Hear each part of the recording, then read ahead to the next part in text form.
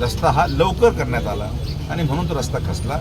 तर आपल्या इथं ते होऊ नये म्हणून थोडा धुळीचा त्रास ग्रामस्थांना सहन करावा लागेल. अधिकाऱ्यांवर अरेरावीची भाषा करणं, ठेकेदाराच्या अरेरावी भाषा करणं ते करणं सोपं आहे. आणि जर हा ठेकेदार पळून गेला मग काय करणार? जिथं जिथं टक्केवारी मागण्याची अडचण आलेली आहे तिथं तिथं रस्ता होऊन राहिला तर जे टक्केवारी मागतायत, ज्या भागामध्ये मागतायत तो प्रश्न त्यांना जर तुम्हाला विचारावा लागेल. कोंडी होत आहे त्याचप्रमाणे धुळीचं देखील मोठं साम्राज्य आहे. आपण काही ठेकेदाराला काही सूचना केल्या आहेत का?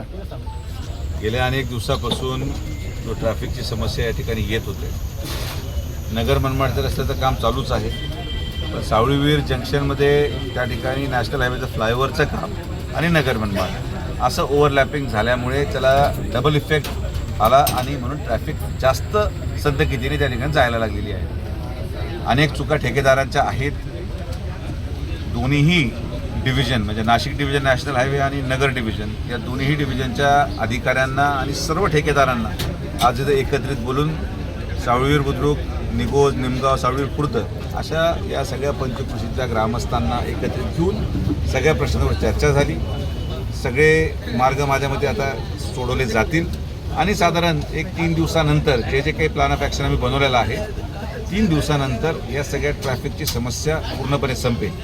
राहिला मुद्दा धुळीचा, तर एक गोष्ट मला आवर्जून सांगायची आहे की जेव्हा आपण भराव करतो हायवे करत असताना, तर तो भराव हा आपल्याला पूर्णपणे कोरडा होऊन द्यावा लागतो जेणे की त्याच्यावर डांबर टाकता येईल.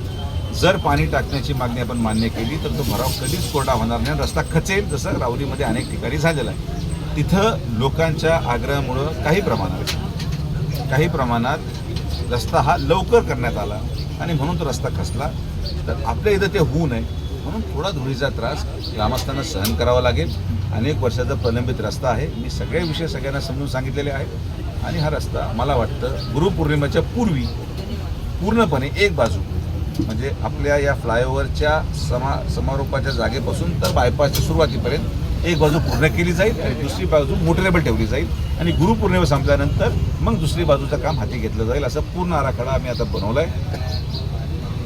जेवढं अतिक्रमण हायवेच्या हत्यारीत येतं म्हणजे रोडच्या सेंटरपासून 15 मीटर, मग यामध्ये 3 मंदिरं आहेत, काही टपऱ्या आहेत, या सगळ्यांना आपण 2 दिवसाची मुदत देतोय. 2 दिवसामध्ये सगळ्यांनी अतिक्रमण न काढल्यास पूर्ण पोलीस प्रशासनाचा वापर करत सगळे अतिक्रमण काढले जातील. हे मी स्पष्टपणे ग्रामस्थांनाही विनंती केलेली आहे आणि सगळ्यांना सूचना पण दिलेल्या आहे. ठेकेदार जो नेमला गेला तो केंद्र शासनाने त्या ठिकाणी नेमलेला आहे. तो काय माझा ओळखीचा किंवा कोणाच्या नातेवाईक नाही. आमचा हा प्रयत्न राहिलेला आहे की आता बऱ्याच वर्षांनंतर हा रस्ता होतोय, तर जे जसा होऊ शकतो चांगल्यात त्यातल्या त्यात तो काढायचा आम्ही प्रयत्न करतो. पुढं चुकाही होतील, पण चुकीचं उत्तर ठेकेदाराला मारणं, त्याला नोटीस काढणं, त्याचं निलंबन करणं असं असू शकत नाही. हा रस्ता संयमाने पूर्ण करावा लागेल. त्रुट्या आढळल्या त्या त्रुट्या जसं समोर येतील तसं दुरुस्त करावं लागेल. पण जे मी पाहतो, जे लोक आज काही प्रमाणात भावनेमध्ये जाऊन अधिकाऱ्यांवर अरेरावीची भाषा करणं, ठेकेदाराची अरेरावी भाषा करणं ते करणं सोपं आहे. आणि जर हा ठेकेदार पळून गेला मग काय करणार? हा विचार पण आपण केला पाहिजे. 10 वर्ष लोकांचं संताप या रस्त्यामुळं आहे.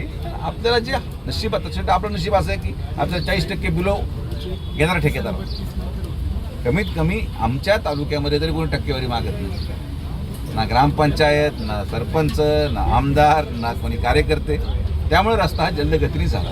जिथं जिथं टक्केवारी मागण्याची अडचण आलेली आहे तिथं तिथं रस्ता होऊन राहिला तर जे टक्केवारी मागतायत, ज्या भागामध्ये मागतायत तो प्रश्न त्यांना जर तुम्हाला विचारावा लागेल.